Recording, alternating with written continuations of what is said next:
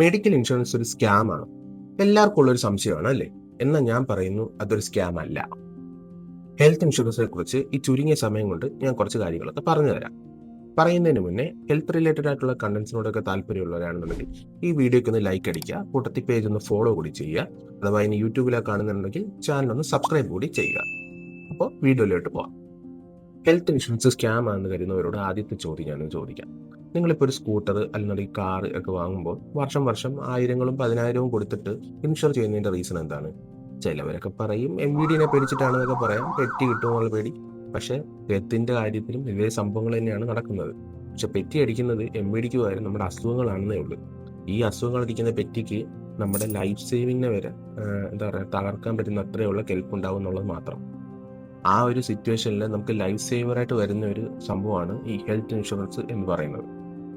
Medical insurance എന്ന് പറയുന്നത് അതിപ്പോൾ ഒരു ഓപ്ഷനായിട്ട് കാണേണ്ട ഒരു സംഭവമല്ല.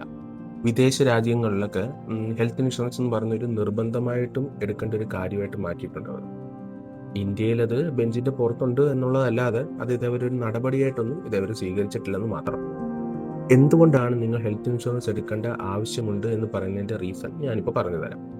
ഒരു നോർമൽ ബാലൻസിൽ പോകുന്ന ഒരു ഫാമിലി, അതിപ്പോൾ അപ്പർ ക്ലാസ് ആയാലും മിഡിൽ ക്ലാസ് ആയാലും ലോവർ ക്ലാസ് ആണെങ്കിലും ഏത് ക്ലാസ്സിലാണെങ്കിൽ തന്നെയും ഒരു നല്ല നോർമൽ ബാലൻസിൽ പോകുന്ന ഒരു ഫാമിലിയിൽ മൊത്തത്തിൽ ഫിനാൻഷ്യലി അവർ സ്റ്റേബിളായിട്ട് നിൽക്കുന്ന സമയത്ത് അതിനെ മുഴുവനായിട്ട് താളം തെറ്റിക്കാൻ പറ്റുന്ന ഒരു സംഭവമാണ് പെട്ടെന്നുണ്ടാകുന്ന ഒരു ഹെൽത്ത് ഇഷ്യൂ. ഞാൻ ഹോസ്പിറ്റലിൽ ആയിരുന്ന സമയത്ത് കണ്ടിട്ടുണ്ട് അവരുടെ കംപ്ലീറ്റ് ലൈഫ് സേവിങ്ങിന്, അതായത് പലരും സ്വർണ്ണമായിരിക്കും കൊണ്ടുവെക്കുന്നത്, പലരും സ്വർണം വിൽക്കുന്നുണ്ടാവും, അല്ലെന്നുണ്ടെങ്കിൽ പലരും അതുകൊണ്ട് പണയം വെക്കുക, അല്ലെങ്കിൽ അവർ സ്വരൂപിച്ച് വെച്ചേക്കുന്ന കുറേ എമൗണ്ട് ഉണ്ടാവും. അത് ഫുള്ള് കംപ്ലീറ്റ്ലി എടുത്ത് നമ്മൾ ഹോസ്പിറ്റൽ ചെലവിന് വേണ്ടിയിട്ട് അവരങ്ങ് ഉപയോഗിക്കുകയാണ്. എന്നാൽ വർഷത്തിൽ കുറച്ച് തുക വെച്ച് മാത്രം ഈ ഹെൽത്ത് ഇൻഷുറൻസ് വേണ്ടി അടച്ചു പോവുകയാണെന്നുണ്ടെങ്കിൽ ഈ പറയുന്ന എമൗണ്ടിൽ ഒരു 90% ഒഴിവാക്കാനും പറ്റുന്നതാണ്. അതുകൊണ്ടാണ് ഹെൽത്ത് ഇൻഷുർ ചെയ്യുക എന്ന് ഞാൻ ഈ പറയുന്നത്. ഇതിനെപ്പറ്റി ഒരുപാട് സംസാരിക്കാനുള്ള ഒരു സമയപരിമിതി നമ്മുടെ റീൽസിലും ഷോർട്സിലും ഒക്കെ ഉള്ളത് കാരണത്താൽ ഇതിൻ്റെ ഒരു ലോങ് വീഡിയോ ഞാൻ യൂട്യൂബിലൊന്ന് പോസ്റ്റ് ചെയ്യുന്നുണ്ട്. അതിൻ്റെ ലിങ്ക് ഞാൻ നമ്മുടെ ബയോയിൽ കൊടുക്കുകയും കൂടെ ചെയ്തേക്കാം.